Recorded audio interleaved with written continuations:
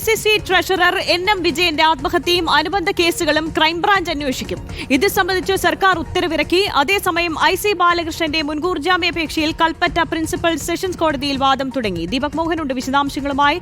Deepak, NM വിജയന്റെ ആത്മഹത്യാക്കുറിപ്പിന്റെ ആധികാരികത ചോദ്യം ചെയ്തെന്ന് പ്രതിഭാഗവും രംഗത്തെത്തിയിരുന്നു. ഇപ്പോൾ ക്രൈംബ്രാഞ്ച് കേസ് ഏറ്റെടുക്കുമ്പോൾ എത്രത്തോളം നിർണായകമാണ്?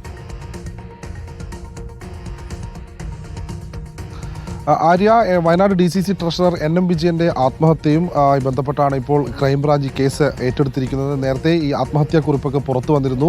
ഈ ആത്മഹത്യാക്കുറിപ്പുമായി ബന്ധപ്പെട്ടാണ് ഇപ്പോൾ കോടതിയിൽ ഇന്ന് രാവിലെ ഇത്തരത്തിൽ ഒരു പ്രതിഭാഗം മുന്നോട്ട് വെച്ചത്. ആത്മഹത്യാക്കുറിപ്പുമായി ബന്ധപ്പെട്ട് നേരത്തെയും ഇവരുടെ അഭിഭാഷകരുടെ ഭാഗത്തു നിന്ന് ഇത്തരത്തിലൊരു ഇടപെടലുണ്ടായിരുന്നു. ആത്മഹത്യാക്കുറിപ്പിൽ പല കാര്യങ്ങളും മറ്റുള്ള ആളുകൾ എഴുതി ചേർത്തു എന്നുള്ള രീതിയിലേക്ക് കോൺഗ്രസ് നേതാക്കളുടെ ഭാഗത്തു നിന്ന് ഇത്തരത്തിലുള്ള പരാമർശമുണ്ടായിരുന്നു. അതുമായി ബന്ധപ്പെട്ടാണ് ഇന്നിപ്പോൾ കോടതിയിൽ ഇപ്പോൾ വാദം കേട്ടുകൊണ്ടിരിക്കുന്നത്. ഏതായാലും 2 കേസുകളാണ് ഈ വിഷയം, ഈ NM വിജയന്റെ ആത്മഹത്യയുമായി ബന്ധപ്പെട്ട് നേരത്തെ രജിസ്റ്റർ ചെയ്തിരുന്നത്. അതിൽ പണമിടപാടുമായി ബന്ധപ്പെട്ടുള്ള, അതായത് ഈ നിയമനക്കോഴയുമായി ബന്ധപ്പെട്ടുള്ള സാമ്പത്തിക ഇടപാടുകൾ നടത്തുന്ന ഈ വിഷയവുമായി ബന്ധപ്പെട്ടുള്ള കേസുകൾ അന്വേഷിക്കുന്നത് വിജിലൻസ് ആണ്. ഒപ്പം NM വിജയന്റെയും മകന്റെയും മരണവുമായി ആത്മഹത്യയുമായി ബന്ധപ്പെട്ട കേസുകൾ അന്വേഷിക്കുന്നതും സുൽത്താൻ ബത്തേരി പോലീസായിരുന്നു. സുൽത്താൻ ബത്തേരി DYSP അബ്ദുൾ ഷരീഫിന്റെ നേതൃത്വത്തിലുള്ള അന്വേഷണ സംഘമാണ് ഈ കേസ് അന്വേഷിക്കുന്നത്. ആ കേസാണ് ഇപ്പോൾ ക്രൈംബ്രാഞ്ച് ഏറ്റെടുത്തിരിക്കുന്നത്. ഇതുമായി ബന്ധപ്പെട്ട് കൂടുതൽ കാര്യങ്ങൾ പുറത്തു വരേണ്ടതുണ്ട്. കഴിഞ്ഞ 17-ാം തീയതിയാണ് വയനാട് DCC ട്രഷറർ NM വിജയനും അദ്ദേഹത്തിൻ്റെ മകനും ജീവനൊടുക്കിയത്.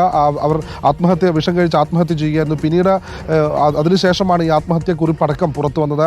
8 പേജുള്ള ആത്മഹത്യാക്കുറിപ്പിൽ വളരെ വിശദമായി തന്നെ ഈ മരണത്തിന് ഉത്തരവാദികളായിട്ടുള്ള കോൺഗ്രസ് നേതാക്കൾ ഉൾപ്പെടെയുള്ള ആളുകളുടെ പേരുകൾ പരാമർശിച്ചിരുന്നു. ഇതുമായി ബന്ധപ്പെട്ട് വിശദമായ അന്വേഷണം വേണമെന്നും അറിയിച്ചിരുന്നു.